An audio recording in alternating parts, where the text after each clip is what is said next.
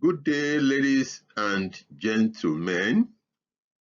The essence of this 22 slide video is to further expose you to the basic introduction to organizational behavior. My name is Maruf A. Adebakin. I'm a specialist in organizational behavior. Our learning objectives, as far as this introduction is concerned, is to make you have a general overview of organizational behavior with a view to making you to have a better understanding of what the course is all about. So anybody who is able to listen to this lecture should have an idea of what organizational behavior is all about. And like I've always said, it is one of the most interesting course you can ever pass through if you are a student of management or business administration, or if you are a student of behavior. After this interaction, you should be expected to have a good definition of organizational behavior, and you should be able to explain its scope. You should also be able to discuss the key concepts and theories that underpin organizational behavior. You will also have a good understanding of the role of individual, the group, and structure in organizational behavior. You are also going to have an understanding of the historical development and evolution of organizational behavior as a field of study. You should also be able to explain the contributions which other disciplines have in organizational behavior. And then we should be able to explain the importance of understanding this course for employees, managers, and organizations as a whole. And finally, we should be able to understand the relevance of organizational behavior to Nigerian organizations. Like I said, you are going to find it very interesting. It is one of the most interesting courses you can ever take in studying business administration and management. Now let's move on. How do we define organizational behavior? One, you need to know that it is a multidisciplinary field of study. Two, you need to know that it investigates the impact that individual groups and structures have on behavior within organizations. And three, you need to also know that the essence of studying this impact is to be able to apply such knowledge to improve organizations' effectiveness. So basically, it encompasses examining how people interact, how people behave and perform within formal and informal structures of an organization. And the aim is for you to understand, to be able to predict, and to be able to influence behavior in order to improve effectiveness within the organization and achieve desired goals. What are the key concepts and theories of OB? Organizational behavior is popularly known as OB, so that anywhere you go and you find people say OB, OB, you should know that that is the basic abbreviation for organizational behavior. There are some key concepts and theories that are very peculiar to organizational behavior. One of them is that individual differences and diversity. We all know that people vary in personality, background, and other characteristics. So recognizing and valuing these differences is very crucial for creating an inclusive workplace. Another concept which is also popular in OB is the concept of perception and attribution. How individuals interpret situations and assign causes to events impacts behavior. So understanding this will help managers to manage conflict and to perform and Of course, it will also help in performance issues. We also have personality and attitudes. Personality traits and attitudes influence work behavior, job satisfaction, and commitment. So it's a very key concept if you are studying organizational behavior.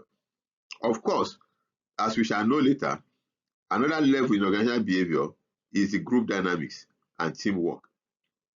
We all know that groups have their dynamics, and the effective teamwork is also very essential for organizational success. Organizational culture and climate is another key concept which is very popular in organizational behavior. For instance, we have shared values, beliefs, and the overall atmosphere in an organization. All these influence employee behavior and performance. What about communication and conflict management? We all know too that effective communication and constructive conflict resolution are very vital for positive relationship and teamwork. So this is another key concept and theory that you are going to find in OB. Of course, motivation theory is also very popular in OB. Understanding what drives employee behavior can help in designing effective motivation strategies. Leadership theories is another theory that explains how OB operates. Different leadership styles impact employee performance and organizational success. We also have management of change or change management as the case may be. Managing organizational change effectively is crucial for adapting to new challenges and opportunities. So these are the key concepts and theories that you are going to find if you are studying organizational behavior. Now we want to look at the roles that individuals, groups, and structure have in organizational behavior. These are the three levels of three major components of organizational behavior: the individual component, the group component, and then the structure component.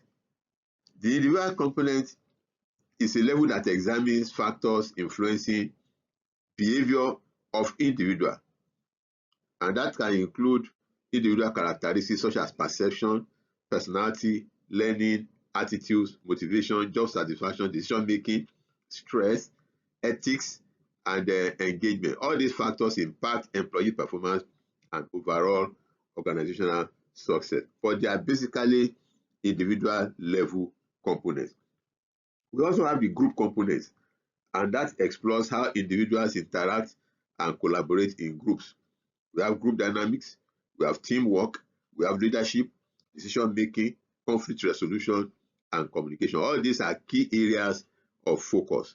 So effective group functioning contributes to organizational goal. And the third level, which is organizational level, that is the structure. This level analyzes the broader organizational context. Organizational structure such as design, culture, roles, status, job design, change, work environment, power, leadership, and performance evaluation. All this influence individual and group behavior. So understanding organizational structure is very crucial for effective management. Now let's look at the historical evolution of organizational behavior. As you will have known, organizational behavior is a relatively new discipline, but it is multidisciplinary. What makes it multidisciplinary, we shall get to know as we move on in this interaction. The historical development of OB have been grouped into about 6 or 7. It all starts with the activities of the scientific management, that is in the early 1900.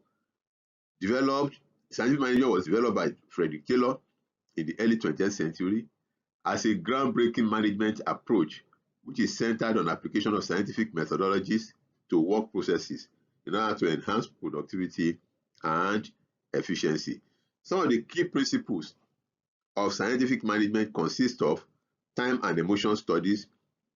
This has to do with the process of analyzing work duties to determine the most efficient methods, standardization, that is the establishment of standard operating procedures to guarantee efficiency and consistency. The third one is piece rate system, incentive productivity by compensating employees according to their output. And the fourth one is functional foremanship, That is division of management responsibilities into specialized duties. These are the key principles of scientific management. Well, scientific management, even though is one of the early contributors to the study of organizational behavior, is also bereft with quite a number of criticisms. It was criticized for its mechanistic perspective on workers and potential detrimental effect on employee morale and job satisfaction, even though it resulted in substantial productivity increase. Scientific management established the groundwork for contemporary management practices and continues to influence a variety of organizational management aspects up to this day, despite the limitation that we have mentioned. Another major contributor in the historical development of OB is the Hudson studies. These were a series of experiments that were conducted at the Western Electric Hudson Works in the 1920s and 1930s. Initially, it was designed to examine the impact of physical working conditions on productivity. The studies unexpectedly revealed the significance of human factors in the workplace. You need to also know that one of the most famous findings of this study was the Hudson effect, and that demonstrated that employee productivity increased when they felt observed and valued. So this challenged the prevailing view that workers were closely motivated by financial incentives. The studies also highlighted the importance of social interaction and group dynamics in influencing employee behavior and job satisfaction. The third one, actually, the activities of the Hawthorne studies gave birth to the human relations movement. That's between 1930s and 1950s.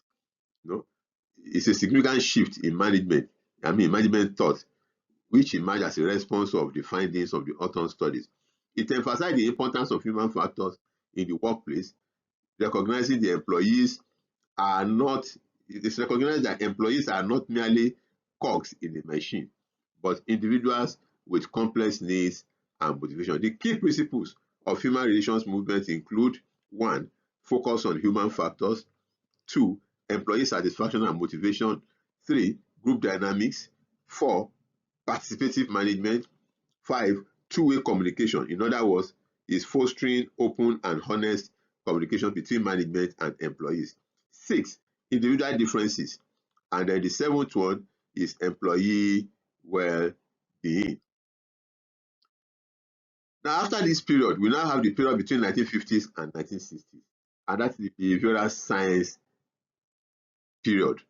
The behavioral science approach marked a significant shift in the study of OB by applying insights from psychology and sociology to understand and manage human behavior in organizations.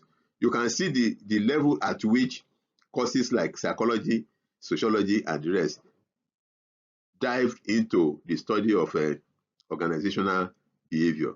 This particular approach moved beyond the mechanistic view. Instead of just looking at man as machine and that you must continue to manipulate, we want to this approach wants you to see man as an effective tool that, if properly encouraged, if properly motivated, you can get the best from him in the workplace. The key elements of this approach include: 1, focus on individual behavior; 2, group dynamics; 3, rigorous research, that is using experimental method and statistical analysis to study human behavior; 4, employee motivation and satisfaction; 5, leadership and communication; 6, organizational culture; and the 7th one is systems thinking. In other words, we are viewing organizations as complex systems with interconnected parts. So the behavioral approach actually laid the foundation for modern organizational behavior. And that is why when you say organizational behavior, people tend to feel that the only discipline that makes contribution to this is discipline that is looking at behavior. So actually, these are major disciplines, but we want you to know that there are several approaches which eventually resulted in the activities of the behavioral science approach. Now we have the contingency approach. Between 1960s and 1970s, the contingency approach to OB actually marked a departure from the idea of saying one size fits all management model. So it emphasizes that effective management practices depend on the specific situation or context. So some of the key principles here of the contingency approach includes one, situation specific management. In other words, there is no universal best way to manage. Strategies should be tailored to the organization's unique characteristics. Two, fit between strategy and structure. What this is saying is that organizational structure should align with the organization's strategic goals. The third one is the contingency variable. Factors like size, factors like industry, factors like technology, employee characteristics, all these influence management practices. And these are the factors that you put together to determine the best way to manage an organization. The fourth key principle here is flexibility and adaptability. Organizations must be prepared to adjust their approaches based on changing circumstances. So if you hear the general language saying that there is no one best way to achieve anything, it is the approach of the contingency school of thought. To them, there is no one size fits all. It depends on the situation. There are examples of contingency theories as you do your readings, which you come across. Fiedler's contingency model is there, situational leadership model is there, and a host of others. Then as part of the evolution of OB, when we now got to period between 1980s and 1990s, that is the period that marked a shift towards a more holistic understanding of organization. Two key concepts emerged during this period. One, organizational culture. Then two, systems thinking. Organizational culture is the perspective that emphasizes the importance of shared values, beliefs, and norms in shaping employee behavior. While systems thinking is the approach that views organization as complex systems with interconnected parts, highlighting the impact of changes in one area and on the entire system. So together, these concepts provided valuable insights into the complexities of organizational life and the need for a broader perspective in management. Now, between 2000 to the present, witnessed the emergence of what has generally been described as positive organizational behavior, POB. This is a relatively new approach that focuses on the positive aspect of human behavior in organizations. Unlike traditional approaches that often focus on problems and deficiency, POB emphasizes employee well-being, employee strength, employee flourishing, and so on and so forth. So the key elements of POB include employee well-being, positive psychology, strength focus, positive leadership, resilience and adaptability, work-life balance, positive organizational practices, employee management and flourishing, positive team dynamics, and so on and so forth. Now, having seen how organizational behavior emerged from the scientific school up to the present day POB, we will have noticed that there are so many disciplines that appears to have made contribution to OB. And that is why most often people tend to describe organizational behavior as a hodgepodge. In other words, it is a course that has input from several other courses. So many disciplines actually contribute to development of organizational behavior. So when you are looking at organizational behavior, you must be ready to see issues that are psychology related, for instance, motivation, learning, and so on. You must be prepared to see issues that are sociology related, in other words, group dynamics, social interaction, culture, and so on. Anthropology is also part of it. Organizational culture, values, and symbols. These are issues you will see, and they are anthropology issues. Of course, you're also going to find the input of economics there. You're also going to find the inputs of political science when you begin to discuss power dynamics, leadership, and so on and so forth. Of course, you're also going to see the input of management sciences. Exactly that in the area of quantitative methods of analyzing organizational data and of course making informed decisions. This is the area of management sciences input into OB. Then communication studies also have its own also input. For instance, communication is a whole topic that you are going to study when you are studying organizational behavior. We have economics, or what we call human factors. That is focusing on design, work, environment, and so on and so forth. We also have industrial and organizational psychology, and we have cognitive science. Cognitive science actually contributes to understanding mental processes, decision making, and problem solving in organizational context. So these are key disciplines that have made contribution into organizational behavior as a field of study. So when people say organizational behavior is a hodgepodge, this is exactly what they are referring to. So many disciplines make contribution into it, and that makes it to be very rich.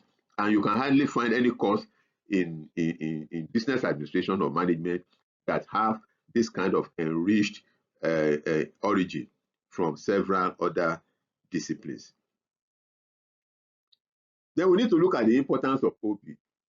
The importance of OB will be emphasized at the level of employees, at the level of managers, and at the level of the organization.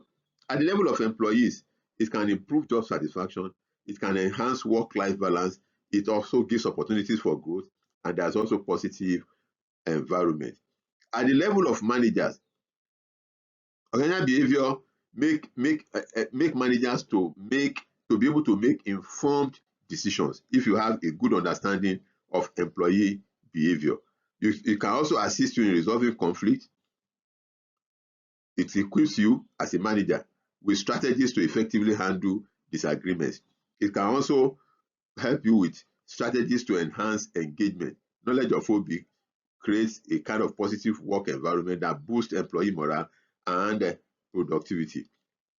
Then it can also provide insight into effective leadership behavior, enabling managers to inspire and motivate their teams. So these are the importance of OB to managers. Now look at the importance of OB to organizations. One, it can enhance employee performance. It can foster innovation and creativity. It can build organizational resilience, and it can attract and retain top talent. These are issues that are organization based. Any organization that have all this is good to go.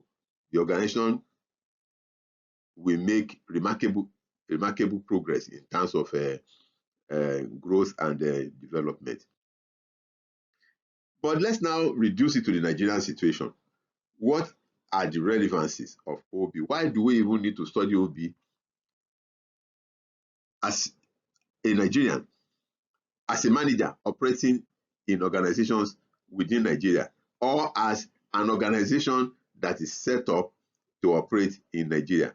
What are the relevance of OB? Number one, it can improve employee productivity and performance. Number two, it can help to manage diversity and inclusion. Number three, it can enhance leadership and management skills. Number four, it can promote teamwork and collaboration. Number five, it can encourage innovation and creativity. Number six, it can help to manage work-life balance. So these are the relevance of OB to Nigerian organizations. It can also enhance ethical decision making, and it can improve employee employee engagement and retention.